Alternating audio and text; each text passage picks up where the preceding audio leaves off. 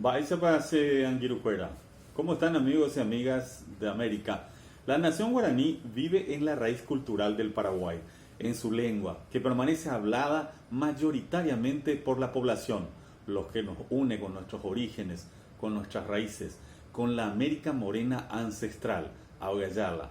Somos un país plurinacional, formada por 19 pueblos originarios. La resistencia al colonialismo ocupó gran parte de nuestra historia. Fruto de esta lucha por mantener nuestra identidad es que no pudieron matar la cultura y la lengua guaraní. Fuimos uno de los primeros países de América en ensayar un modelo comunitario y autogestivo. Tuvimos dos etapas en nuestra historia, una independiente y otra dependiente. Paraguay posee un proceso de lucha histórica muy rica en cuanto a la reforma agraria y el desarrollo nacional, que lo sitúa en América Latina como uno de los primeros países en encarar proyectos de reforma agraria y desarrollo nacional independiente, la que se inicia en 1811 hasta 1870. Desde 1813, el doctor Francia concretó una verdadera revolución agraria sin precedente en América Latina, un siglo antes que la Revolución Mexicana, con el reparto de tierras, herramientas para trabajar y ganados tanto a mestizos como a indios. La tierra confiscada fueron arrendadas a los campesinos a muy bajo costo, con la única condición de cultivar en forma diversificada. El trabajo se impuso como único criterio de crecimiento personal y social. Por eso, los indios siervos y los mestizos peones se nivelaron a los grupos privilegiados de la época colonial. Los campesinos pobres y pequeños ganaderos fueron la base social del régimen francista antifeudal. Paraguay vivió una verdadera etapa independiente en la era del doctor Gaspar Rodríguez de Francia. Fue una revolución antifeudal porque suprimió las encomiendas, implantó el sistema agrario basado en la posesión de la tierra colectiva y no en la propiedad privada. Esta etapa independiente y de gran desarrollo soberano prosiguió con Carlos Antonio López y Francisco Solano López. Esto tuvo una reacción y buscaron, unidos 4 países, aniquilar este proceso de etapa independiente y cortar el modelo de desarrollo autogestivo y comunitario de Paraguay. De 1864 a 1870 se produce una reacción del Imperio Inglés y una reacción de países vecinos como Brasil, Argentina, Uruguay y bajo la planificación, financiación de Inglaterra, se produce una reacción para cortar esta etapa de la vida independiente de Paraguay.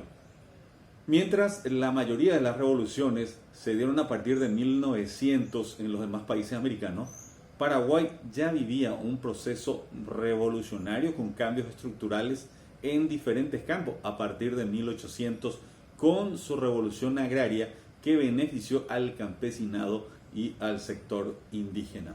Paraguay ha sobrevivido a colonizaciones, neocolonizaciones, guerras de exterminio como la de 1870, la de la Cuádruple Alianza, dictaduras, democracias desfachadas, en manos de una de las oligarquías más sanguinarias, atrasadas y corruptas de América. Tiene una parte de su historia luchando por su soberanía a sangre y fuego y la otra parte bajo el poder de las botas, sin primavera democrática real, rendida, sometida, bajo el poder brasileño, convirtiéndola en una chacra para el agronegocio brasileño, y un país que nunca ha abandonado territorio paraguayo. Actuó como un invasor durante la guerra, pero esto continúa después de la guerra de la Triple Alianza, en donde comparte con Estados Unidos, que ha tratado a nuestro país como un patio trasero. Entonces, por un lado, bajo el poder imperial de Estados Unidos y por el otro lado bajo el subimperio brasileño. ¿Cómo se explica entonces que Paraguay siga aún en pie? Paraguay se ha convertido en una isla surrealista, rodeada de latifundio, de soja y vacas, con las manecillas de su reloj detenida en tiempo de los señores feudales. Aquí la realidad supera a la ficción. De la otrora provincia gigante de las Indias, del país con un desarrollo igualitario, de la República Libre a colonia. Desde hace un siglo y medio el pájaro campana no ha vuelto a tomar vuelo en el Paraguay. Vive con sus alas rotas en cautiverio. Tiene cifras escalofriantes que muestran la existencia de dos países en uno, el de la minoría opulenta y la mayoría en la miseria. Es gobernado desde hace más de 70 años por el Partido Colorado, el más antiguo partido de América en el poder, que a su vez es gobernado por la mafia del narcotráfico. Paraguay produce alimentos para 90 millones de personas, sin embargo, al menos un 25% de su población pasa hambre, según había denunciado hace unos años la FAO.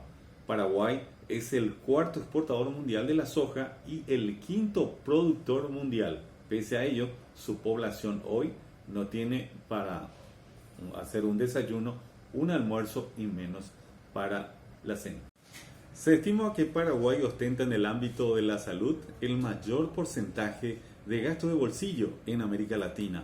Según la encuesta de inclusión financiera hecha en el 2013, pero que tiene todavía una gran actualidad, la primera razón para sacar crédito es por salud. Con la pandemia, esta realidad incluso habría crecido.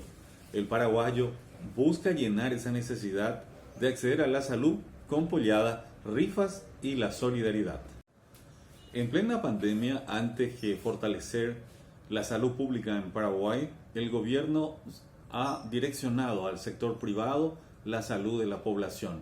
Con esto ha dejado al arbitrio del sector privado remedios, terapias, todo tipo de necesidades del pueblo paraguayo agobiado por la pandemia del coronavirus en manos del sector privado, dejando la salud como un negocio. La pobreza total en Paraguay aumentó un 3,4%, con lo cual 1.921.000 personas están en la pobreza total. La pobreza en Paraguay se incrementó en forma porcentual con un 3,4% y pasó del 23,5% en el 2019 al 26,9% el año 2020, como consecuencia del impacto de la pandemia del coronavirus.